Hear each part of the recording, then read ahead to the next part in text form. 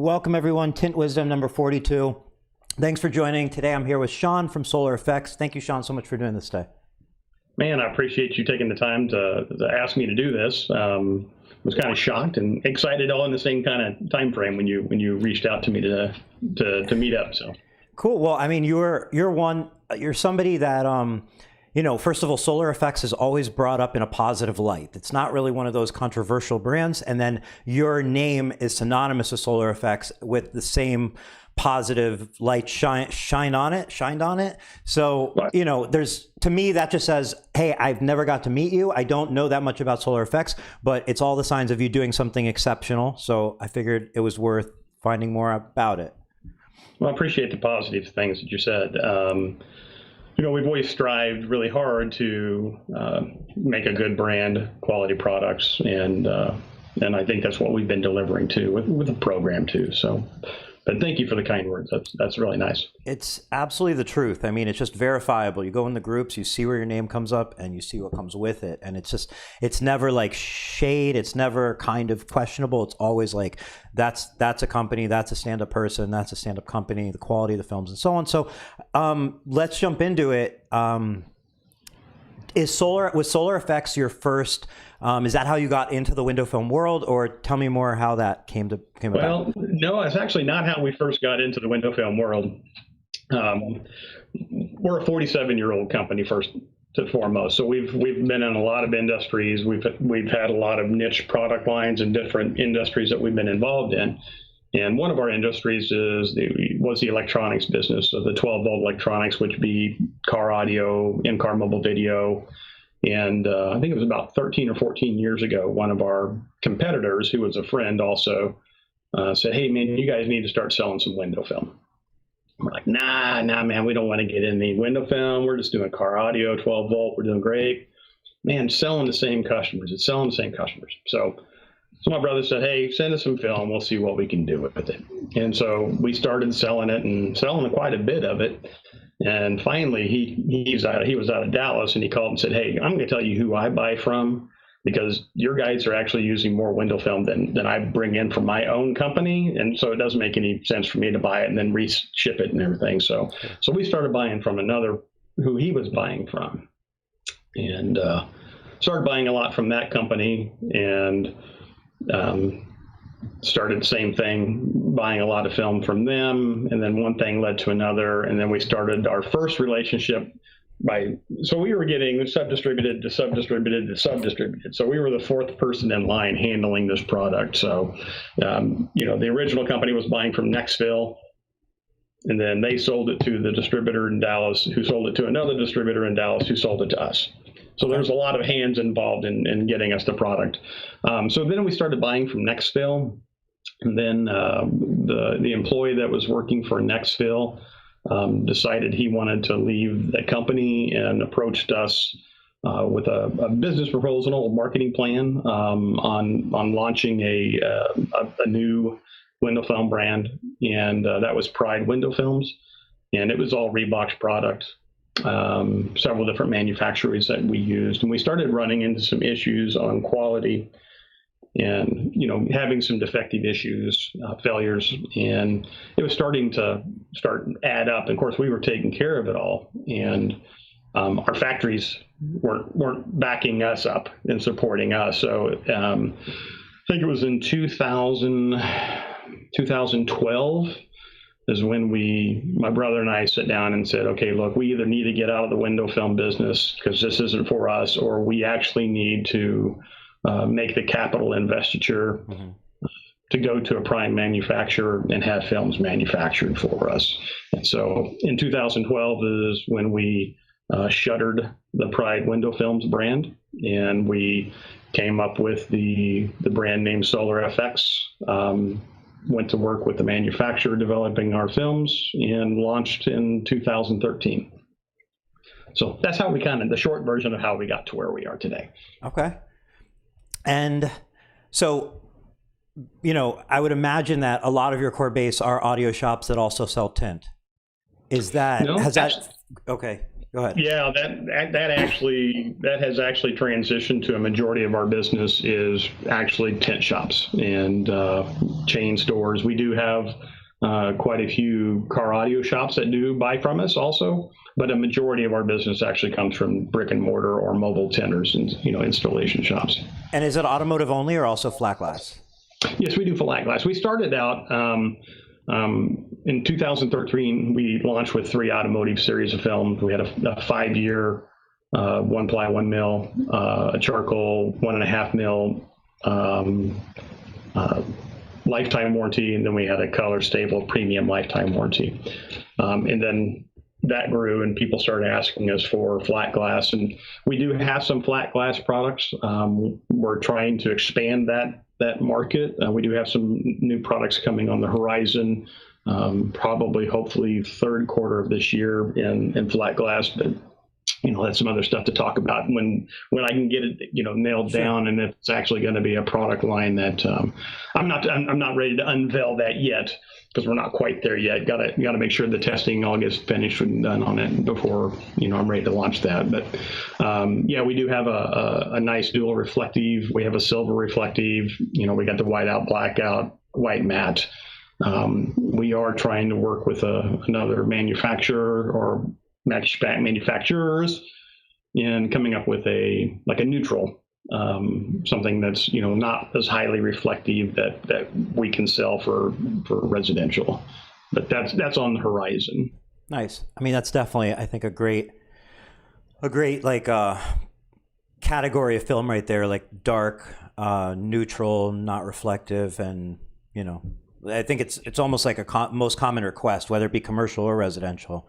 That's the difficulty in that is actually coming up with a film that does not have as super high absorption, right. and that's the key factor. Right. Is I really want to have a film that's going to be a neutral that won't have or exceed a 50 maximum 52% absorption, and that's the hard thing in trying to put this together.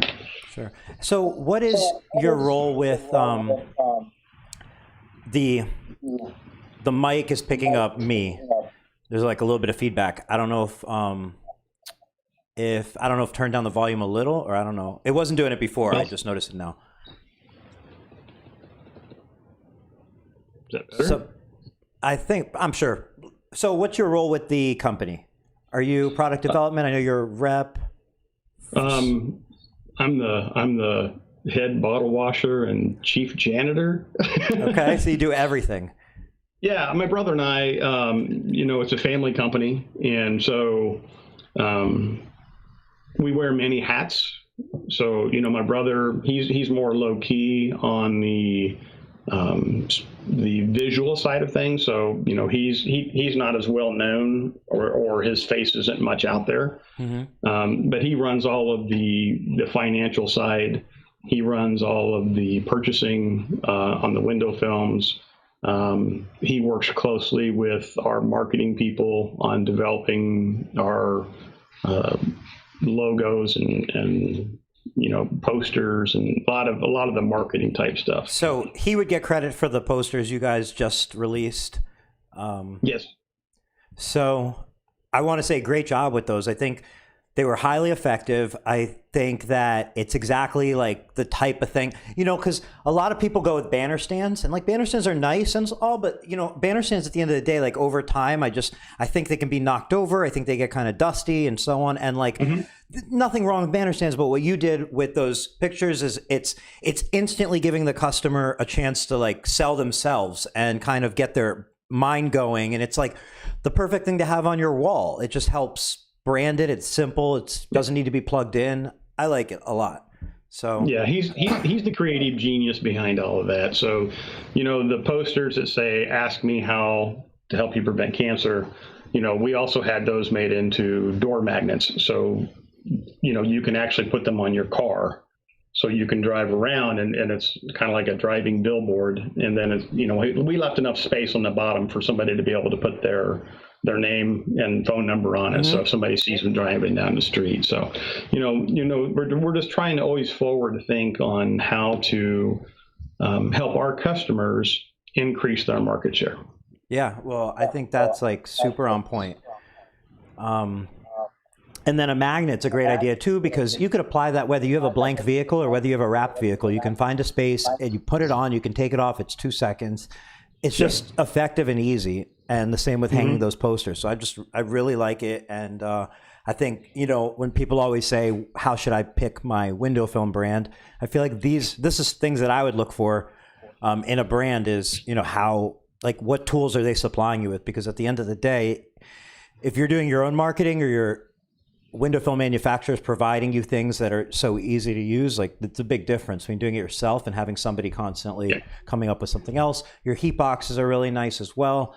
I like it. It's a classic design, but they're available and they're simple and they're functional and they're durable. So Yeah, exactly. In the, a gentleman by the name of Larry Reeves, he's well known in the industry. He brought in one of the boxes years ago and showed me, and I asked him if he would build some for us, and I told him I wanted to buy like 500, and he's like, "Man, I can't build that many." So anyway, so we took it from that point and went from there. So went a little bit more safety in mind.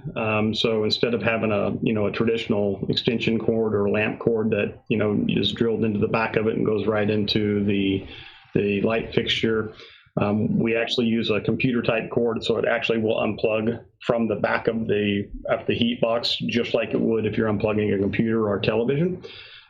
We also, too, on our glass panels, we use tempered glass instead of plate glass.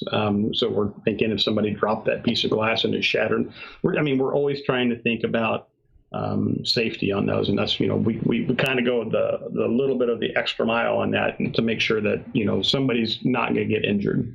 I like that. So, And especially the glass, because, a customer could be handling them at some point and who knows. And I mean, it's good that you're thinking ahead with that. Are they only available to Solar FX dealers, or do you sell them as just a retail product? yes, we do sell. Actually, they don't say Solar FX anywhere on the box itself, the heat box. The actual shipping, the cardboard box that's shipped in it will say Solar FX on it, but it says Feel the FX. So Right, Feel the Effects. So it's very usable for any brand that absolutely. anybody who wanted to use the heat box. Feel the Effects. It's yeah. That's why I was curious if it was available. So that's cool that it is. We do make it available. Anybody that wants to purchase it. So that was the reason behind not wanting to specifically brand it Solar FX, because if I branded it Solar FX, nobody who carries Matico is going to want to carry that box. Yeah. Or nobody that carries 3M is going to want to buy that box.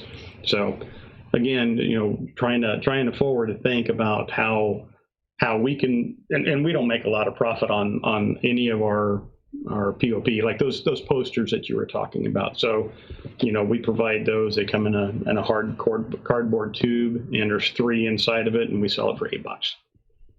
So, again, it's not about being a profit center for us. No. It's more about helping people to be able to merchandise their stores to help them be as successful as they possibly could be.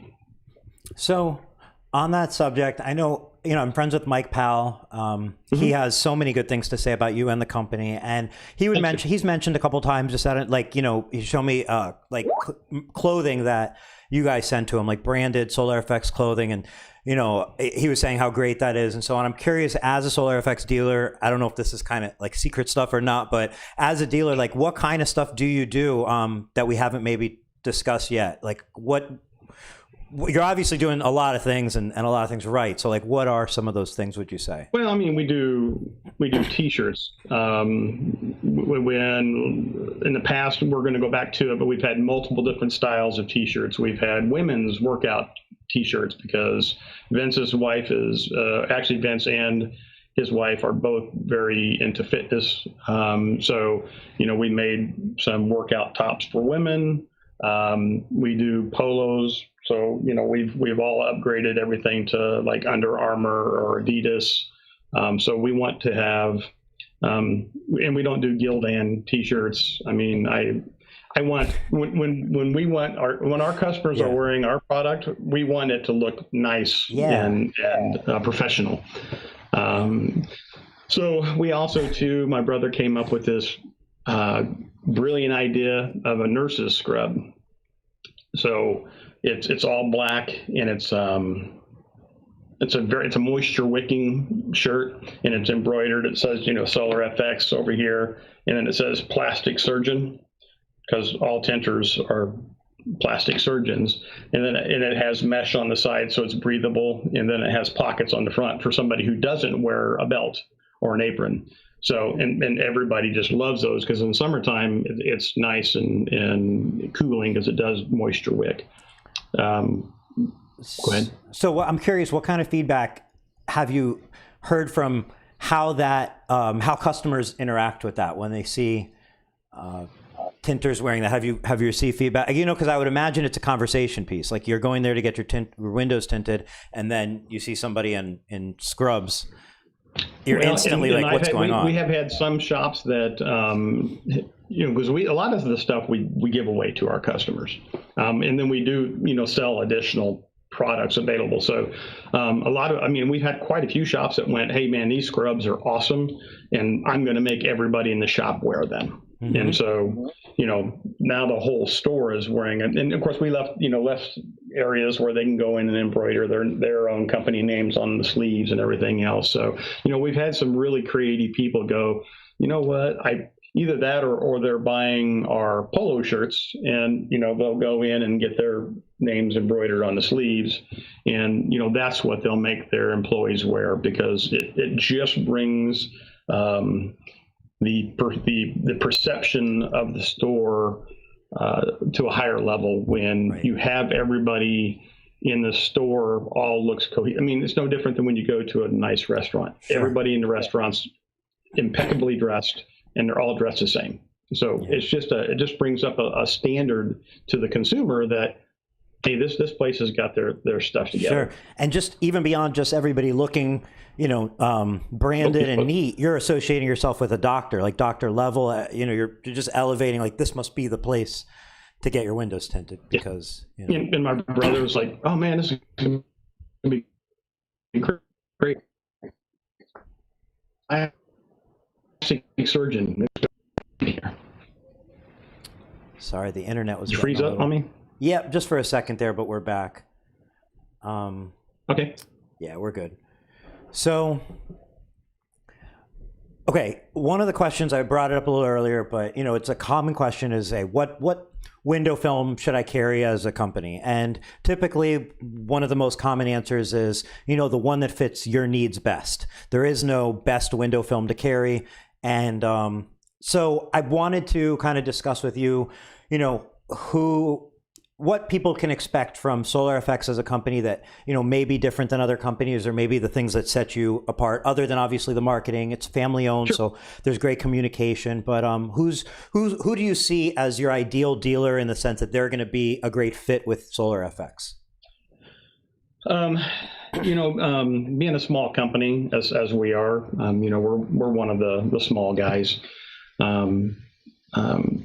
It'd be nice. I mean, we're 7 years into this, and we always thought that once we hit the 5 to 6 year mark is when we would start being able to enter in some of the B shops or the A shops, because we've been in long enough and have had film on glass long enough that we've hit that critical point where now people are going to go, oh, okay, well, I haven't heard of any failures for 5 or 6 years. So, our core people that we have, we have guys that do $1,000 a year with us, and we have guys that do 6 figures plus a year with us, and everywhere in between. On the automotive, we really specialize in the automotive side of window films. I told you we launched the company with 3 different series of automotive films, and now we have 8 different series of automotive films and multiple VLTs. So,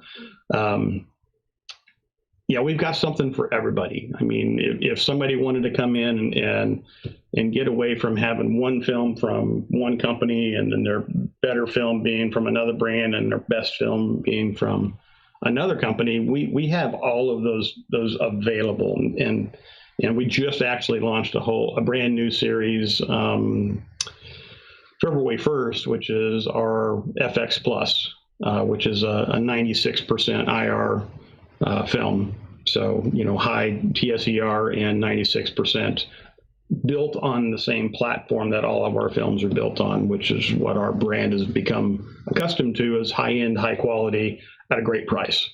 Sure. So, What about like dealer territories or anything like that? How does that work? We do offer dealer territories. Just to give you an example, I have one city out in Kansas that it's probably 25, 30,000 population, and we have 3 dealers, and they're all okay with each other. But we started out with one. And so when anybody, no matter where they're at in the United States, if somebody calls up within, say, a 5 or 10 mile radius of that area, and says, hey, I want to pick up Solar FX, our guys will do their due diligence and go, hey, you know what? I currently got a guy there relatively close to you.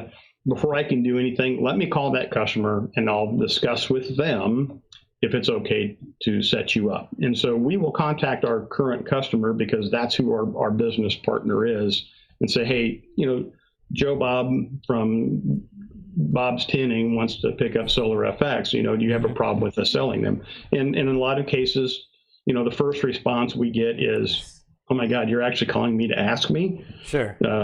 Because they, in the past, nobody's ever consulted them to get their opinion. It's just whatever the rep does is what the rep does. But from the top down, that's the directive from our management down to our sales team is, you will not set up with somebody before talking to our existing customer. And so if it comes down to the point where the dealer says, no, I don't want that guy to have the film, then our sales rep will call them back and go, hey, right now we can't sell you right now. If things change in the future, we'll keep you in mind. But thank you for contacting us. We appreciate you doing that. And we won't, go ahead. Oh, I'm curious. So are you, when you have that conversation, we could pretend you're you and I'm the dealer, and you say, what do you think about adding another dealer down the street? Now, I think there's certainly some positive aspects to having multiple dealers of a product in an area as far as brand awareness. And I think that can definitely work. And I'm curious if there's any key points that you bring up along those lines, because I would imagine everybody's like, no. Well, and I won't step on a small guy to get a bigger customer. Okay, we've always had the philosophy of we're gonna dance with the person we came to the dance with. And I'll give you an example. A couple of years ago, we had up in the Northwest, a little small guy, did about $8,000 a year in business with us. He was in a little small town, and then we had a 5-store chain that contacted our sales rep, and the sales rep came in and said, hey, this 5-store chain wants to get set up. And I said, okay, great. And he goes, well, but the problem is Joe's Tint, he's in the same town as one of those stores. I said, great, call Joe's Tint and ask him if it's okay if we set that 5-store chain up. And the guy's like, man, they're a big company. You're going to let me decide if I can, that they can have the film? And I said, yeah. And he goes, I don't want them to have it. Okay, well, they won't get it. Uh-huh. And so I ended up having to call the company because the company wanted to talk to one of the owners. And I said, look, here's the situation. I got a guy. He's been with us for 3 years. He came on with us really close to the beginning. He doesn't do a lot of business, but he supports us. Mm-hmm. And I said, you can have it for 4 locations. You can't have it for the 5th. And the guy's like, well, I'll give you $120,000 a year contract, guaranteed contract that will buy a minimum of $120,000 a year. And I went, you can have it for 4 locations. You can't have it for the 5th. And he goes, well, if I can't have it for all 5, then you won't sell any of my stores. And I went, well, I appreciate that. Thank you very much. We're going to stick with our customer. And so that's kind of how we approach the business. Now, when specifically to answer your question, when I'm calling you and I'm going to go, okay, so here's the situation, and you're not really understand or may not know how you really want to answer. And so for me, the question always comes down to, here's the situation. The last thing I want to do is jeopardize my brand. Okay. Because if I set both of you guys up and you guys can't work together, he's going to beat your price by $5. And then you're going to beat his price by $5. And then it turns into a race to zero. And then neither one of you want to carry my brand anymore because you can't make any money on my brand. So who ends up getting hurt in the end? It's Solar FX. And right. So and that's what I will tell anybody that's coming on. Look, if you jack with our customer, and there's plenty of money to be made, don't leave money on the table. You guys can work together. There's plenty of people of cars that need to be tinted out there. So, but do not let price erode. If you guys are relatively close in the same price, beat each other up on service. Don't let it be price.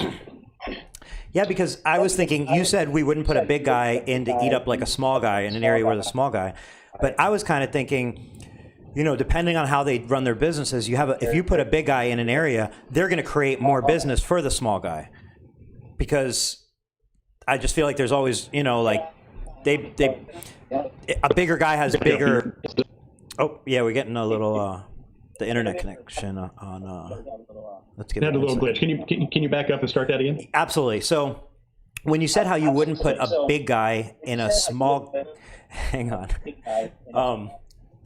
I can probably get through it. I don't know how annoying it's going to be for people listening, but I don't really mind. But my mic, your mic is picking me up and then replaying back in.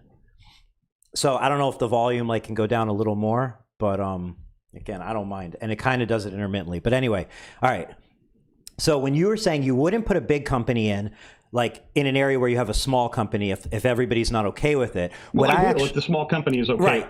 Unless they're okay with it. What I kind of rang into my head was I thought, if you put a big company in there, certainly it could seem scary for the small guy, but realistically, that big company usually has bigger overhead, so their prices are going to have to maintain some sort of respectable price, and then that brand awareness that they create ends up really creating more business for the other little guy, And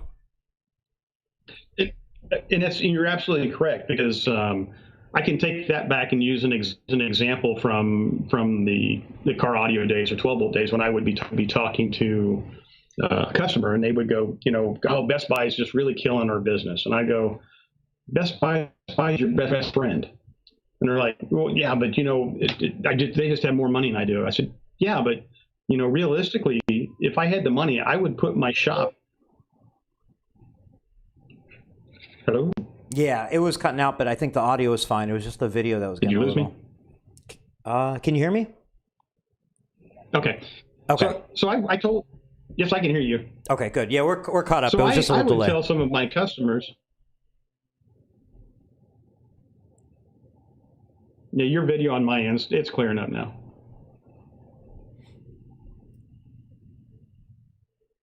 Okay, go ahead. Can you hear me? Yeah, I can hear you good. No, I think it's okay. We're good. We just I think we lost a live connection. Your video is freezing on me. Yeah, I think we lost a live connection again. Okay. But we're still good. It's being recorded. We'll put it up on YouTube right after. So let's keep going where we left off. Okay. So I would always tell the guys, Best Buy is your best friend. And I said, if I had the ability to do so, I would build my retail store in their parking lot. And they're like, oh my God, why would you do that? Of course. And I said, because they're going to advertise, and the people that walk out of there and don't buy are going to walk right into my store and buy. So there is two philosophies on that, and you are correct. The small guys usually get concerned about that, and they don't understand and realize the advertising power, especially if there's not price erosion. But that big company is absolutely 100% their best friend, because they could piggyback off of them and go, oh yeah, did you see what they advertise? I sell that brand also. Right. Yeah. So that's I think really one of the biggest securities a tint company can have on their side is knowing that, when things get great, you're not going to end up with a big problem, because, you can't be working towards success and that success be your, the new problem for you. Correct. So you've been in this a while. You're currently, I think, very active on social media, on Facebook especially. It's how I know of you. And I'm curious how you've seen that, I guess, evolve, how you feel about it, how how you integrate Facebook and other social media for solar effects and so on. I think it's been a great platform for us to be able to launch our brand. We've brought a lot of ideas and concepts from outside of this industry and brought it in, and that's what has enabled us to be where we're at today. So we were able to utilize social media to our benefit 7 years ago when a lot of the people in this industry were not gravitating towards it and were not utilizing it because it's such an old industry that new ways of thinking they aren't looking forward to those new ways of thinking. It's just this is the way we do it, and we just cookie cutter it and on down the road. So so we brought a whole different marketing concept and a whole different merchandising, marketing, social media, print, because we used to send out, we used to make catalogs, and we would send them out to 14,000 locations in the United States, full color, with color pictures and everything. So like I said, we've done a lot of different things that this industry never has gravitated towards. Mm-hmm. So I think we were one of the early adopters of social media. Well, I think you just described it extremely well. It's like that to me is what's so, one of the things that's so attractive about the industry is there's so much potential. There's so much potential just as an industry for growth and for advancement, because it's kind of in a lot of ways behind, and in a lot of ways just now starting to really gain like another wave of momentum, and and obviously the internet has a big part of that, because it really brought competition together and innovation from getting to see what other companies are doing, both as dealers and manufacturers. So yeah, exactly. Well, and also too, go ahead. Oh, go ahead. No, go ahead. There's just a delay. Well, I was going to say, social media is either your best friend or your worst enemy. And I learned very early on how to traverse the social media. Did we cut out again? No, we're good. Hello? Yeah, we're good. Can you hear me? Hello? Yeah. Okay. So the video's freezing up on me, and I yeah, no worries. As long as you can hear me, we're good. Because, yeah. Anyway, so give me an example when you said it can be your best friend or your worst enemy. Give me an example of worst enemy. Maybe not something that happened to you, but just something that you observed. Well, very early on, we had an incident. We had an incident where a company had went to social media and said that a film of ours, which was at the time frame was our highest end color stable film. He said he installed it in August, and by November it had already faded out, already gained like 15% in VLT, and you could actually see the gasket line on the film, because he sent me pictures, and I said, that's not my film, there's no way. And he's like, yeah, it's your film. Here's the warranty card. What are you going to do to pay for it? And I went, well, first of all, this was on the telephone.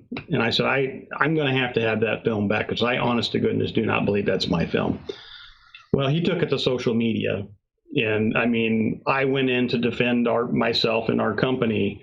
And, in those situations, it doesn't matter whether you're right or wrong. You end up being the jerk. And it ended up being that it wasn't my film at all. It was one ply next fill film, and but we got lambasted in social media because of saying it was our film. But that's the only negative thing that I am aware of in the 7 years. So the person who did that, did you ever get to find out, do you think they were honestly just mistaken, or do you think they were just trying to get a warranty claim, or what do you think? I don't know, because we actually pay, because we actually on all of our premium lifetime warranties, so all of our color stable products, we pay film replacement and labor reinstallation up to what the customer paid for the original invoice. So again, we do things, we're that confident in our product that we even go that much farther than a lot of other film companies do. So if you say, for instance, you installed a Toyota Corolla and did Carbon FX, and the customer paid $250 for the whole car, and if that car actually had a film failure on the whole car, then our customer would get back $250. Wow. I think that's the best warranty I've heard of. Yeah.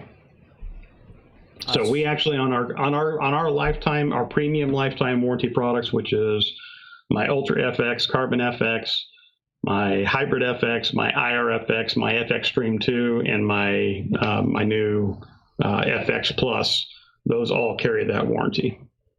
Wow. And then I guess that goes the same for flat glass warranty for the most part?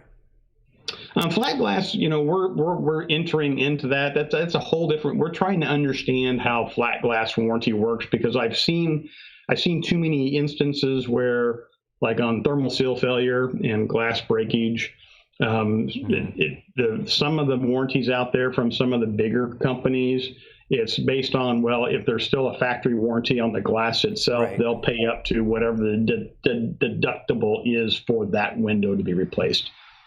And if that glass company will actually warranty a glass if film is applied. So there's a whole lot of gray areas in the flat glass side that we're trying to weave through and kind of get an understanding of. And the last thing I want to do is come out with some kind of warranty like that and then have somebody do 20 windows that are $5,000 a pop windows. Yeah, for sure. And typically, I mean, from at least my experience, any window companies are going to immediately void their warranty on those windows if window film's applied. So at that point, it's basically the window film company taking over that existing warranty, which, like you said, is a completely different ballgame for a window film company to be now handling that warranty than the original manufacturer. Especially since there's a lot of glazers out there that are actually putting maybe a chipped piece of glass on the edge and hiding it behind the framing. Well, it's just no different than a crack on your windshield. You throw the temperature change on a windshield, and I've seen it happen in my own car where you have a little crack in your windshield and it gets super cold real fast, and then all of a sudden that crack just goes all the way through. Well, it's not the film's fault that the glass broke. It's because there's a chip in the film underneath the frame that, when the film was applied to it, caused extra stress for that chip, and that's what caused the actual fracture. So there's a lot of different things that go into that especially people who aren't familiar with flat glass, that you try to explain that to them, and they're like, well, what do you mean? I'm like, right. Well, that's a whole different concept. Yeah. Definitely a lot of education to have to know for flat glass, identifying the glass types on the windows and compatibility. Because like you said, you can get that job that you're super excited about, and that can become your worst freaking nightmare after you install the film. Yeah, so absolutely. It'll be the bigger job with the high-end film that'll be the one that could come bite someone. So absolutely. So that's why we're extremely cautious right now, trying to weave our way into the flat glass side of things. But we do have an exceptional dual reflective film, probably one of the best out there in the industry as far as performance and ease of installation. And it's we've got extremely good feedback from all of our customers on that product, the Dual Zone FX. So you've obviously interacted with a lot of dealers over the years. Is there anything that stands out to you that you feel is a common trait of your more successful dealers, of the more successful tint shops out there? I think there's a lot of tint shops out there that don't necessarily subscribe to the good, better, best philosophy. They just have one film, and that's all they think they can sell.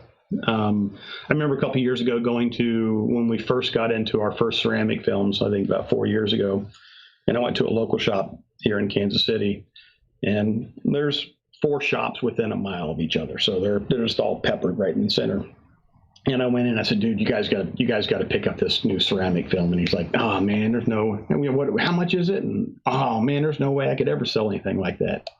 And I'm like, well, if you're going to sell it, you just can't have a wall display and go, well, this one's $199 and this one's $350. And they're like going, well, that 20% looks like that 20%. What makes it worth that much more money? Well, it blocks out more heat.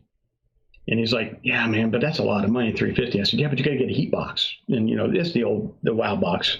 Yep. And so I said, just buy a couple rolls. I'll give you the display.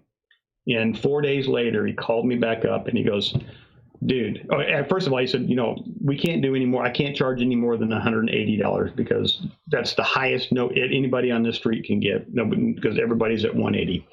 And I said, well, try this. So he called me back and he's like, dude, I sold 4 jobs for $350 a piece. He goes, I would have never thought that I could have ever gotten that kind of money. And so I think a lot of times, a lot of shops, just because they're so used to that's just the way that they've always done it, and we just can continue doing things the way we've always done it. Mm-hmm. And so they get trapped in that thing of, well, I can only sell this film, and that's the only film I can sell. And we still even today have people go, man, your FX Stream, man, I hear it's awesome film, everybody loves it, but man, it's just too high priced. So we went back to the drawing board, and that's why we came out with the IRFX mid-year last year. So our IRFX is a 62% IR rejection film across all VLTs. And so it comes in between my Ultra FX and Carbon FX, my dyed color stable films and my FX Stream. So, so now we have 3 different ceramic films from entry level to high end. And really what I did with that IRFX was specifically, number one, to help the people in the smaller communities that don't think they can get $350 out of a job, that maybe they think they might be able to get $250. But more importantly, to develop that platform to go against a lot of the Korean carbon films. Because my IR rejection is solid from all VLTs all the way across, as opposed to the fluctuations you get on a typical carbon type film. So that's specifically why I designed that IRFX, was to compete against that carbon buzzword that's been going around. So, and if you're bringing a new dealer on board, if they tell you either they're one of those shops who maybe have sold one type of tint before and now they're trying to add some, get a full line, so they're coming to Solar Effects, maybe they've never sold tint and they want to start selling tint. Is there any, how would somebody get that knowledge, like what we're talking about, from you? Is there a training? Is there, do you go to shops? Do they come to you? No, well,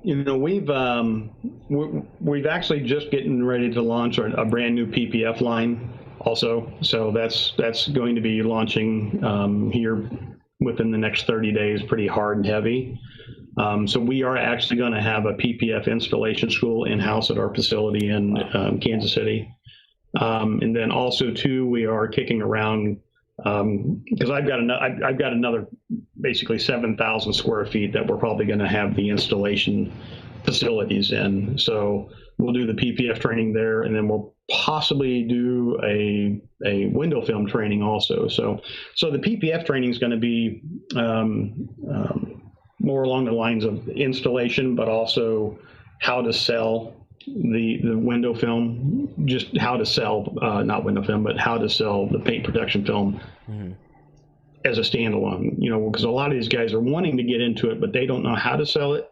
And so we're going to provide them with those tools to be able to sell it at the front of the house and then be able to install it in the back of the house. Nice. Is there any plans for a YouTube channel, or do you have a YouTube channel? We do not have a YouTube channel. I don't know if there's enough time in the day. Fair enough. It's just when you mentioned the facility, I was like, oh, that's beautiful. I could imagine people would want to see what's going on in that facility, from time to time. I mean, our headquarters is a 27,000 square foot facility. So, I mean, wow. we're small. I mean, it's a small facility. It's not, it's not like a Matico or a... No, but that's still pretty big. And then we also have a warehouse down in Houston, Texas, And then within the next year to 2 years, we're opening up one out in Arizona also. Just for better distribution, faster. Better distribution, faster. Mm-hmm. Okay. Yep, to be able to hit our West Coast customers faster. Nice. And then, after that, then we may have something more down towards the east or southeast too. So those distribution companies will be your distribution companies, like yes, they're not outsourced or yeah. No, we do not sell any of our products to any other distributors. So we don't sub-distribute the window films unless it's our company. So that's our warehouse. I think, yeah. For my philosophy, and this is an old term that comes from the 12-volt side. In the 12-volt side, car stereo shops, they didn't want to buy from distributors. They wanted to buy direct. Mm-hmm. So, they had that directitis. And so, it's a situation where, a lot of people feel a lot more comfortable knowing they're dealing directly with the factory as opposed to a tertiary middleman. And so that's why we want to control 100% of the distribution, because if I let somebody out there that's not company owned, then I'm at their discretion and hoping that they're going to follow my business practices that I have set forth for our brand. Right. And what are the chances of that, really? I mean, sometimes it can be a better partnership, but you're opening yourself up to a whole different, Well, and of course, they're going to want to move boxes. So, a distributor's job is they would want me to build the brand name, and all they want to do is ship boxes. That's all they want to do is move boxes. Mm-hmm. The more boxes they can move, the more money they're making. So they're not necessarily going to maybe follow by my guidelines as far as how we set up marketing in an individual city. So, I may have somebody that we've said, hey, you're going to be the only guy in that town. And that all of a sudden this distributor says there's somebody, Joe Blow contacts them and yeah, we'll sell you. Yeah. So, you got all those issues too. So, I think from at least at this standpoint, at this point in time, we want to have 100% control over the distribution of the product in the U.S. marketplace. That makes total sense. Something that I hope comes about, I just feel like this is in the works somehow, but it's only in my imagination now, is like a company like Amazon.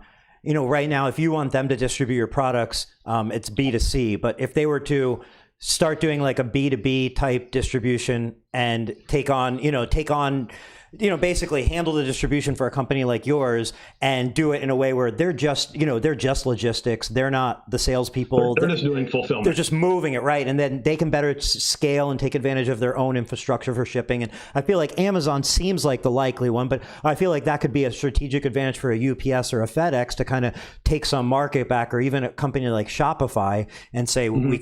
we can start handling our customers' websites or distribution because they have to put it somewhere. I feel like that has to be on the way from somebody and going to open up super fast shipping without having to actually open your own facility. But I think like you're doing right now, opening your own facility is the best option. They have it in their hands. I mean, especially with as many SKUs as we have, because like I said, at a minimum in every single series of window film, I have a minimum of 4 SKUs or 4 VLTs, and that's only in one series that I have 4. Everything else has anywhere from 5 to 9 VLTs. So, it's a lot of SKUs, 20-inch rolls, 24, because I stock everything in 20, 24, 36, 40, 60, and 72-inch rolls. So, how do I logistically get all of those distribution facilities of a fulfillment center and maintain it? That would be almost a nightmare on the purchasing side. Because when you're purchasing film to be made, you go into a manufacturing queue, and whenever your build time is coming upon you, so it can be anywhere from say 60 days before you see your product. So if you have, I may not be, because I'm not big enough to be able to fulfill the supply chain that somebody like a Shopify or an Amazon could handle.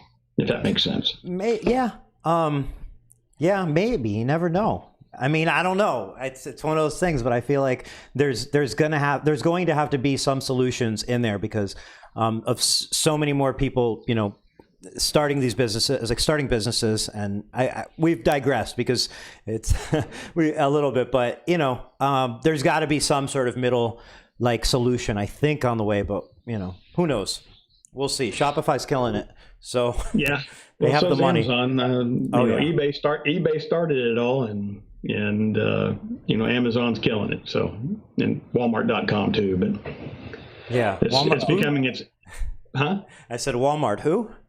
Yeah, exactly. But Walmart's getting a market share too. So they are. It's you can order your food online. I mean, you can have your groceries practically delivered now. So I mean, that's why we just made a huge capital investment for our customers to be able to log in 24 hours a day and be able to order online. Now, we're not like a lot of the other distributors out there or film suppliers. You have to have an account with us. Okay. You have to log into a secure area. Otherwise, you don't see pricing. And Sure. if you are not, I mean, you can buy tools from us.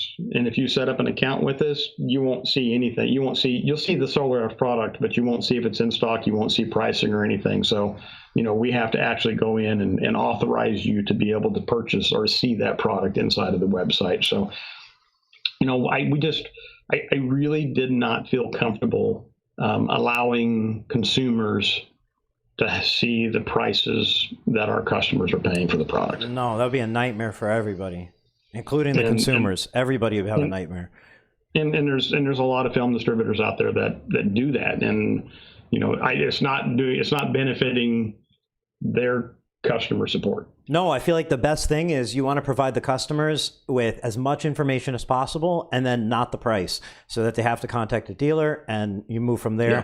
You don't want to give them no information because then they're not that interested, but you don't want to give them the price So first of all, I absolutely love that you offer online ordering.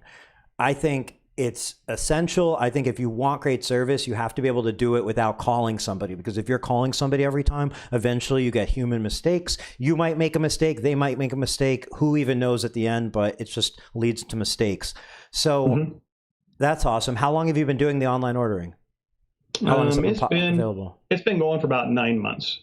I'm curious, how have you seen the adoption? Does it seem like people are jumping on it, or not so much yet, or? We're getting more and more people doing it because, especially when a tender's in mid-season, they may be tending until 7 or 8 o'clock at night, and they really don't have the time to pick up the phone and call. We do get a lot of orders that are text to my salesman or instant message through Facebook Messenger to our salespeople. I have customers who send me orders, and then I give them to the salesman. It's just becoming, where we still are very old fashioned when it comes to telemarketing. My guys still make the phone calls, and they're still calling customers, because that's all part of customer service. That's one thing I think that we do a lot better than a lot of other companies is our sales guys try to contact every single one of their customers weekly. Just calling in to check on you and see how you guys are doing. Catch out you should watch the Super Bowl, man. Did you see my Chiefs kill it? And, whatever, just to make sure that communication network is always there. So, they understand that they're important to us. They're just not a dollar sign. I like it. So do you ever get, I'm curious, do you get kickback with that from some dealers? Is it one of those things where like some dealers really appreciate it, some are like, why are you calling me? Or does everybody pretty much appreciate it? Some guys, and our sales guys actually know who those customers are, because we do have some guys that'll be like, dude, don't call me. I'll call you when I need you. That's maybe the guy you call once every month. Again, you just don't want ever to get to the point where they feel like they're not important. Got it. So is the online ordering on Shopify by chance? Just curious. No. Okay. Just out of we've got, over the year, we actually have our POS software. It's a pretty advanced software. When we originally bought it, it was a software that Fortune 500 companies use. And so, it's way overkill for what we needed to do.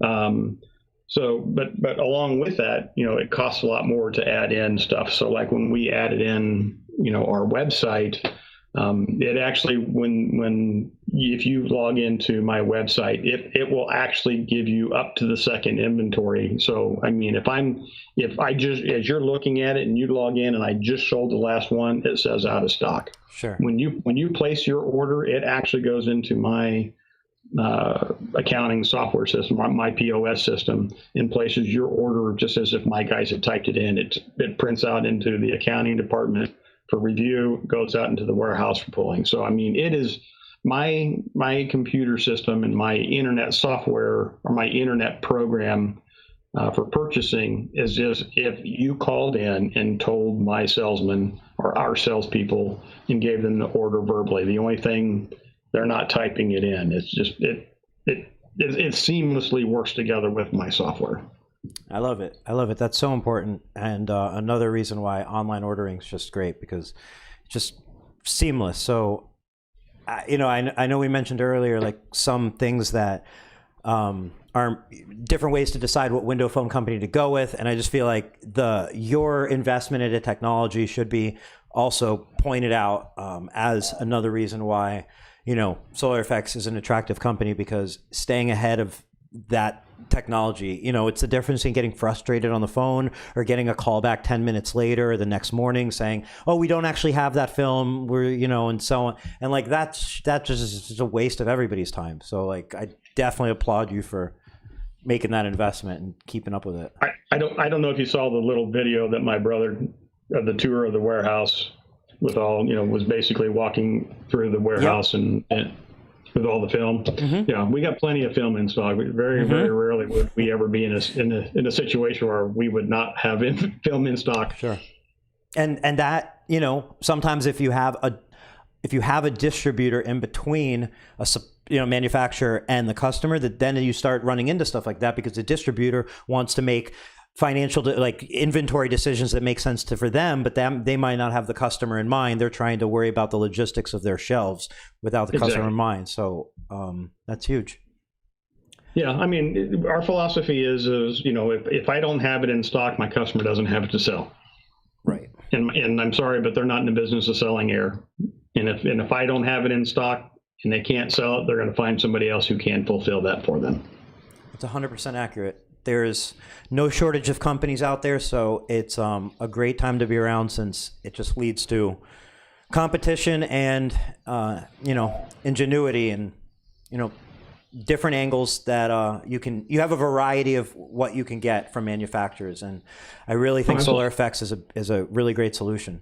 I mean, well, we've had a lot of customers who've converted over from some of the big guys, and it's amazing that you send them some T-shirts and get it. Oh my God, I used to do $30,000 a year with big brand. I never got a T-shirt once from them unless I buy it. And so those kind of things they appreciate, and again it's all about trying to help them and help them build their company into making more profit for themselves. Sure. And that's something that you're in touch with as well, because I feel like from a business aspect, I feel like are more on the level of, a tint company. Like, you're more similar than sometimes a big manufacturer. Like if window film's one part of their giant business, it may not be as relatable. The people that work there may not have that deep understanding of what an actual window film company is going through, dealing with, and the problems they have and the potential solutions that can be put in front of them. So, I mean, yeah. Well, and at the end of the day, I think the one thing that we offer more than a lot of other film companies out there is almost I think everybody, it pretty much feels like they're part of our family. So, all of our customers are our family, and it's a family business, and our customers are family, and that's kind of how we try to treat every one of our customers. So, that's another thing too, is we don't have different pricing programs. So, I went with the philosophy of having one price for all. Mm-hmm. So if you do $1,000 a year, you're paying the same price as a guy does $100,000 a year. So, I'm not gonna let somebody else. I want everybody to be on the same level playing field, because I've been that customer before on the distribution side and in other industries, and it's never fun trying to compete with somebody when they have an unfair price advantage. And right. I didn't want anybody to have an unfair price advantage over anybody else using our products. I love it. So normally we have questions in the comments.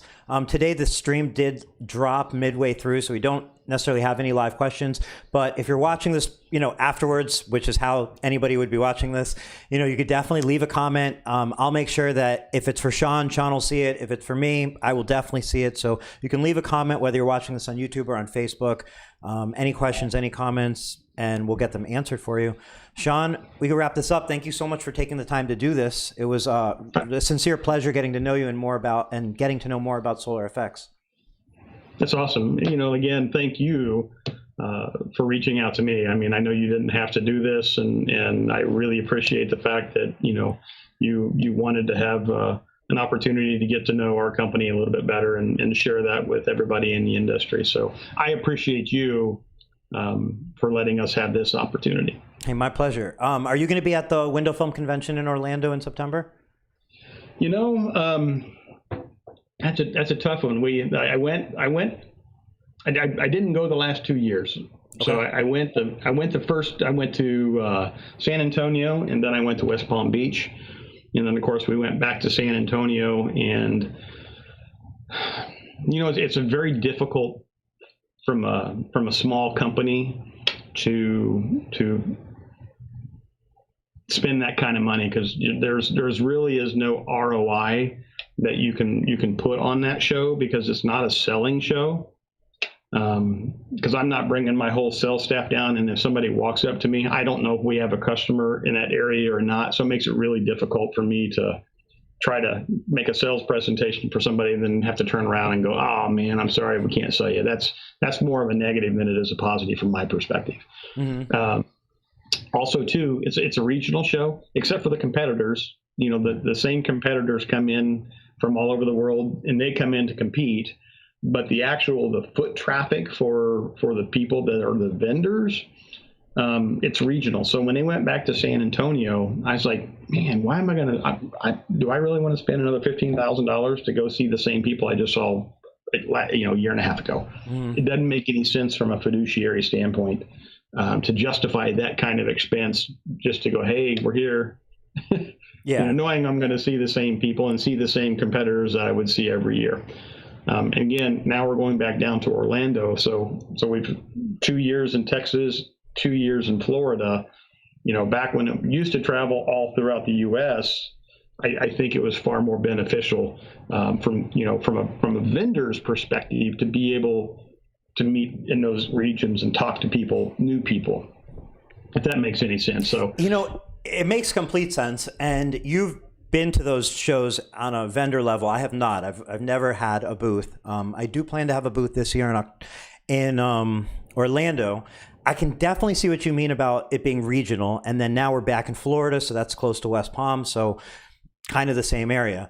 I guess I'm coming into it with a naive expectation of this Orlando one this year is going to be the Super Bowl of window film. And, something that I'm challenging myself with is how we can make our booth and what goes on at the booth and surrounding the booth and the whole time there so freaking incredible that if you come to the window film convention and everything sucks, you'll leave feeling like it was worth coming just for that booth. And I know that's a little maybe crazy and optimistic sounding, but I feel like, if I was going there and I was going to set up flyers and that was it, I could see how that just becomes a waste of kind of a repetitive motion and maybe a waste of time if it's the same people. But I feel like we've got to do something to make this more than that, because if you like last year, that's what I did. I walked around and then I found some friends and people that I like, and I stood there and chatted. And it's like you walk around for 15 minutes and you stand in one place for a couple hours chatting with somebody you know pretty well.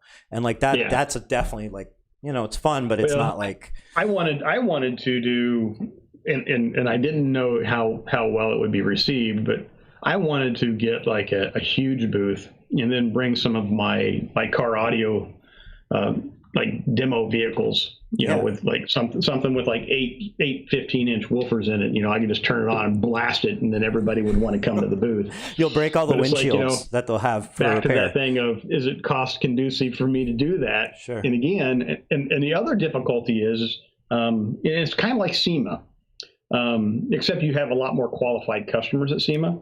The difficulty is you have people coming in from other industries. Right. Coming to SEMA. So you got somebody that's a wheel and tire store that doesn't know anything about tinting coming through your booth, and it's hard to qualify that person, but you still have to talk to them. And so the difficulty with even at the tint off is you got a whole glass show going on at the same time. So even those customers are coming through that have nothing to do with our industry, but they're coming in and talking to you at the booth. And again, at the end of the day, it's just one of those toss-ups of, man, is it really worth the dollars spent? Are you going to see any residual return off it? Now, you have a different product. You have a unique product that you're going to have to offer that nobody else has. Or there's other people, but yours is pretty unique.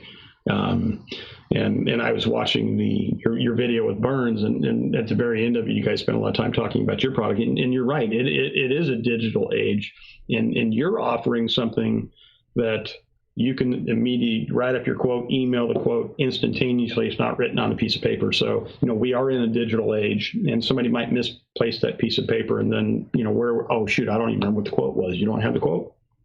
Right. So yeah, you have something that's very unique, and there's not going to be anybody else down there talking about your product. If I went down, there's going to be 20 other brands of window film people down there talking. So I know, but we have to blow them out of the water. And what I mean by we is everybody needs to blow everybody else out of the water, because then it makes it an exciting thing. Absolutely. You know what I mean? Like, it's just, I guess, again, like, look, I haven't done it, so that's why maybe I have this optimism. But and I've been doing trade shows, and actually CES show. I don't know if you've ever heard of it. It's Consumer Electronics Show. It's the largest show in the world. And 2 years ago, when I was diagnosed with cancer and had surgery, that was the first CES show I had missed in 29 years. So I'm very familiar with trade shows. I love going to trade shows. I like going to window film competition. Problem is I have a boss that's above me, and I have to justify to him the expenditure, and I have to be able to substantiate, because he's very black and white. Okay, this is what it cost me. How much did you get me from spending that money? Sure. And I cannot quantify it in a fiduciary manner to be able to go. I get that. Yeah. No. and that's why he does what he does, because I'm a salesman. Let's go. Yeah. Yeah. Well, I'll let you go. We can wrap this up. Like I said, I sincerely appreciate you taking the time to do this. Whether I see you in Orlando or I see you before, I hope we get to do this again really soon and chat more. Anytime, brother. I enjoyed it immensely. I could have gone for another hour, probably, or 2 hours. So I like to talk, if you couldn't tell. The time flies. It really does. Exactly. All right. Well, thanks to everybody for watching. We'll be back on Tuesday, and see you then. Have a great night, everyone.